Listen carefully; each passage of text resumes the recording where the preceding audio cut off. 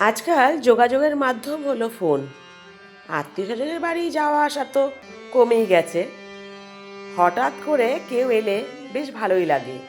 ও বলা তো হয়নি, উনি কে হয়? উনি হচ্ছে আমার বড়মশাইয়ের দিদি। আচ্ছা, ননদ হবে কি না ননাস হবে, কমেন্ট করে বলো তো। আমি দিদি বলেই ডাকি, যেহেতু উনি আমার থেকে অনেক বড়, তাই উনি আমাকে স্নেহের চোখেই দেখে থাকে।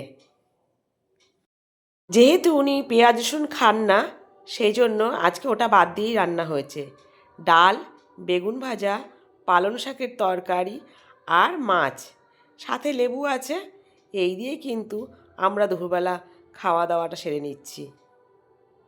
দিনটা কিন্তু ভালোই কাটলো গল্প করে। তবে ওই যে বাড়ি যাওয়ার তাড়া রয়ে গেছে। সন্ধ্যা লাগতেই বলছে, না আমি এখন বাড়ি যাই, সন্ধ্যা লেগে এসছে। এই যে এখন কিন্তু মনটা কিন্তু আমার খারাপ লাগছে।